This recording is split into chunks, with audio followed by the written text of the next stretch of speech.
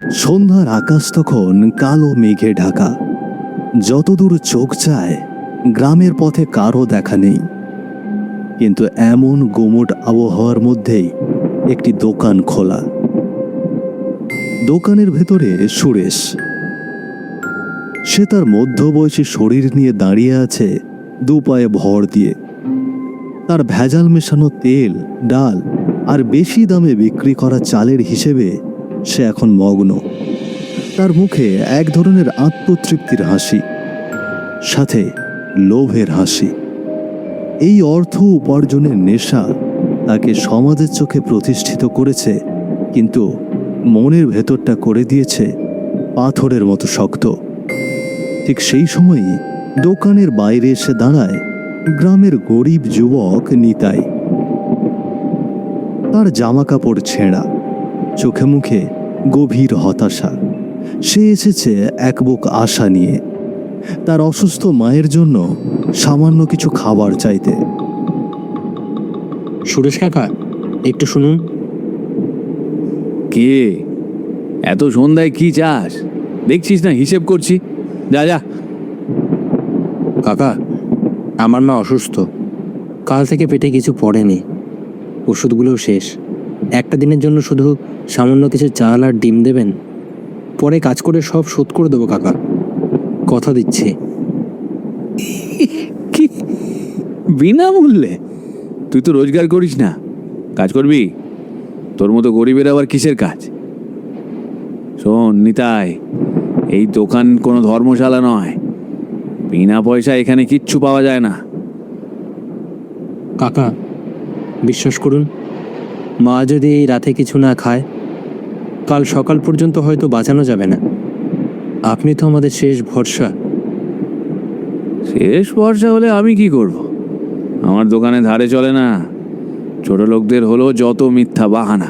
দূর হ, নাহলে পুলিশ ডাকবো। কাকা, এমন করবেন না, আমি আপনার পায়ে পড়ি। মানুষ বিপদে পড়লে আর একজন মানুষের কাছেই তো যায়। দূর হ, এখনই দূর হ। তোর মায়ের অসুস্থতা আমার দোকানের ব্যবসার ক্ষতি করতে পারবে না। যা। আর যদি এদিকে আর একবার আসিস তবে তোর হাড় গুঁড়ো করে দেব। যা, ভাগ। সুরেশের এই নির্মম প্রত্যাঘাত নিতাইয়ের শেষ আশাটুকুও ভেঙে দিল। নিতাই আর কোনো কথা না বলে তার ভেজা জীর্ণ জামা কাপড় নিয়ে মাথা নিচু করে চলে গেল। বাইরে তখনও আবহাওয়াটা কোমল, কিন্তু নিতাইয়ের চোখের জল যেন মেঘের চেয়েও বেশি তপ্ত। সুরেশ আবার হিসেবে মগ্ন হলো। তার কাছে টাকা, সম্পত্তি সব, মানবতা, মায়া দয়া এসব যেন তার জীবনের অভিধানে নেই। আকাশের দমকা হাওয়া যেন আগের থেকে আরো বেশি প্রখর হয়।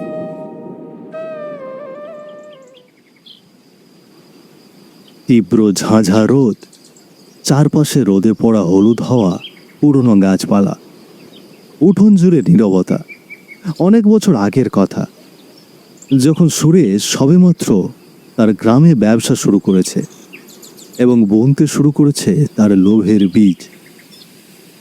তীব্র রোদ মাথায় নিয়ে আসে সেই সময় মনোহর। গ্রামের এক বৃদ্ধ দাঁড়িয়েছিলেন তার পুরনো মাটির বাড়ির উঠানে। তার জীর্ণ শরীরেও একটা দৃঢ়তা ছিল। তার পাশে দাঁড়িয়েছিল সুরেশের সহযোগী গণেশ, যার চোখে মুখে কেবলই হিংস্রতা। গণেশ এসেছে মনোহরের ভিটে মাটি জোর করে সুরেশের নামে লিখিয়ে নেওয়ার জন্য। এই ভিটে মনোহরের পূর্বপুরুষের শেষ সম্বল। এই মনোহর, আর কত ঘোরাবি? হ্যাঁ, সুরেশের নামে জমিটা লিখে দিবি কিনা বল। তোকে যা দাম দেওয়ার তা তো দেওয়া হয়ে গিয়েছে, আর ঝামেলা করিস না। কিসের দাম?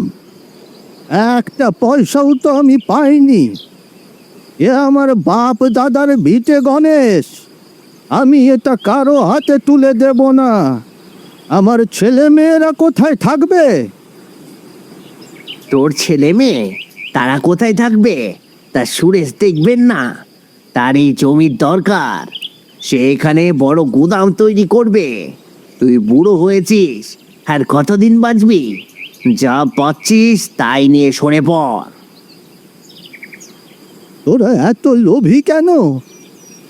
আমার ঘরটা কেড়ে নিতে চাস কেন?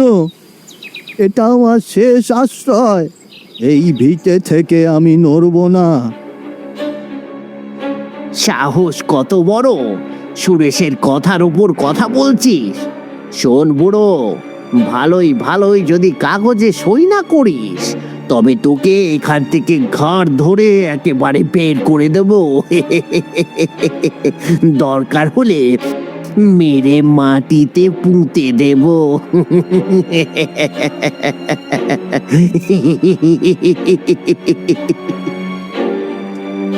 ওরা মানুষ না, ওরা পিশাচ।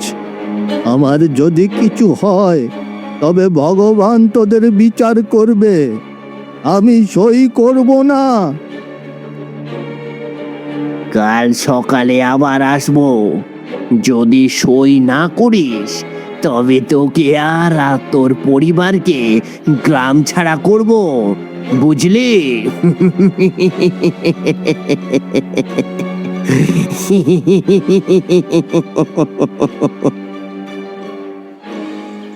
গণেশ রাগে গড়গড় করতে করতে চলে গেল।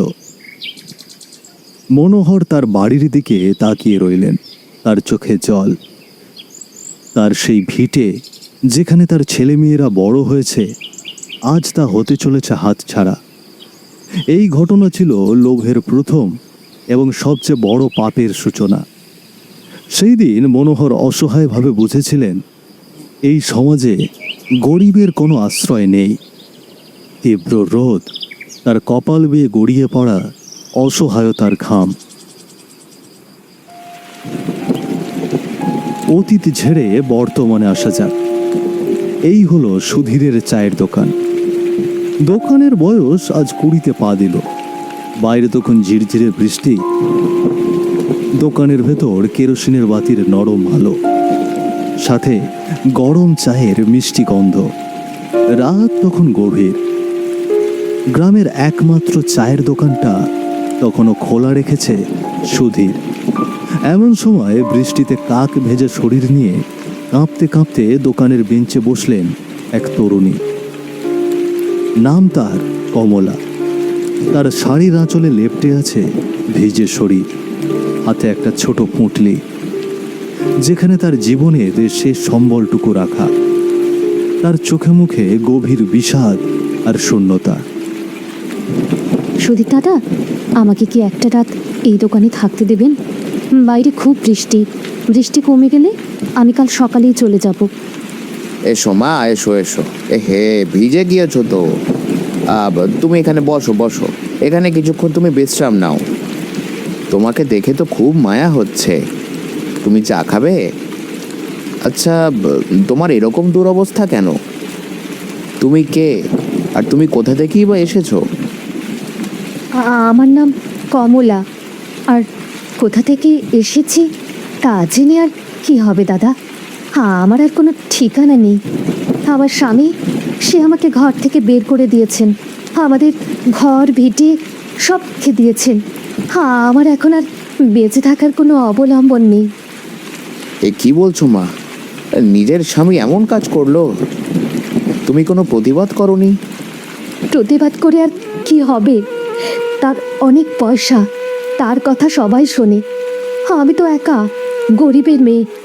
তাই আমি ঠিক করেছি কাল সকালে বৃষ্টি থামার পর পুকুর ঘাটে গিয়ে আত্মহত্যা করব। আমার যে আর সহ্য হচ্ছে না। ছি মা, ছি। না না, এমন কথা তুমি মুখেও এনো না। জীবন তো ভগবানের দান। যা কষ্ট এসেছে তা চলে যাবে। তুমি একটু শান্ত হও। তোমার কপালে নিশ্চয়ই ভালো কিছু লেখা আছে। আমার কপালে আর কিচ্ছু লেখা নেই দাদা। বাবা, মা, ভাই, ভিটে সব হারিয়েছে আমার। শুধু আমি বেঁচে আছি কষ্ট পাওয়ার জন্য। আমি আর সইতে পারছি না। আমাকে বারণ করো না দাদা। শোনো মা, তুমি এখন কিছু খাবে, তারপর শান্তিতে ঘুমাবে। শোনো, আত্মহত্যা কোনো সমাধান নয়। আমি তোমাকে কথা দিচ্ছি, কাল সকালে আমি তোমাকে সাহায্য করব। তুমি এখন কোনো খারাপ চিন্তা করো না। সুধীরের সান্ত্বনা কমলার ভেতরের ঝড়কে থামাতে পারল না, কিন্তু সে নীরবে বেঞ্চে শুয়ে পড়ল। সুধীর তার এক পাশে চাদর রাখলেন। বাইরের বৃষ্টি তখনও চলছে অবিরাম, যেন কমলার ভেতরে কান্না। সেই রাতটি ছিল কমলার জীবনের